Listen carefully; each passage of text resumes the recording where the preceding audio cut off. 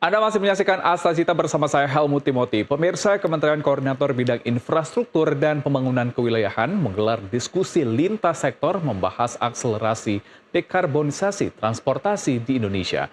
Menko Infrastruktur dan Pembangunan Kewilayahan Agus Harimurti Yudhoyono mendorong peralihan penggunaan kendaraan pribadi menjadi kereta.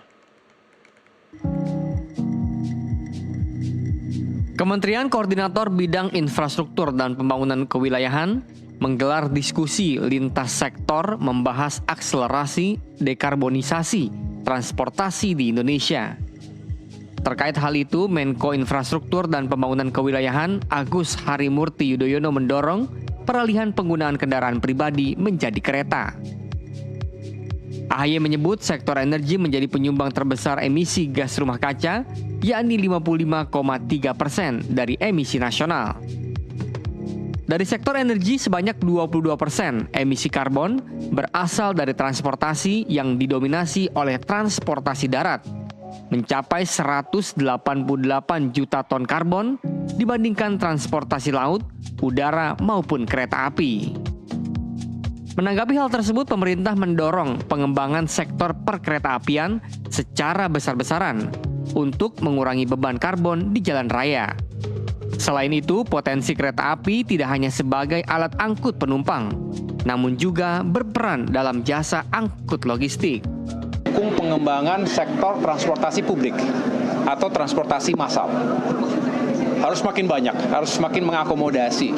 Ini berlaku untuk bis misalnya, untuk kereta, di jalur-jalur padat, di wilayah-wilayah perkotaan. Bukan hanya Jabodetabek, kita bicara banyak kota metropolitan lain di Indonesia.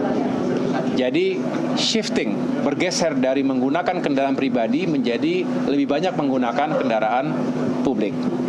Yang kedua, tentu kita berbicara bagaimana kendaraan-kendaraan yang berada di jalan-jalan itu juga semakin menggunakan bahan bakar yang lebih efisien, lebih ramah lingkungan. Lebih lanjut, AHY menjelaskan dirinya telah berdiskusi dengan Menteri Perhubungan dan pihak KAI untuk menambah gerbong, kereta listrik, dan mengaktifkan kembali rel yang tidak aktif di Pulau Jawa untuk menjangkau seluruh wilayah, sekaligus menekan gas emisi karbon di Indonesia. Kita dengan Kementerian Perhubungan, dengan KAI misalnya, bagaimana kita akan menambah jumlah gerbong-gerbong kereta listrik yang sekali lagi bisa mengurangi penggunaan kendaraan pribadi di jalan raya. Begitu pula kereta antar provinsi. Ya.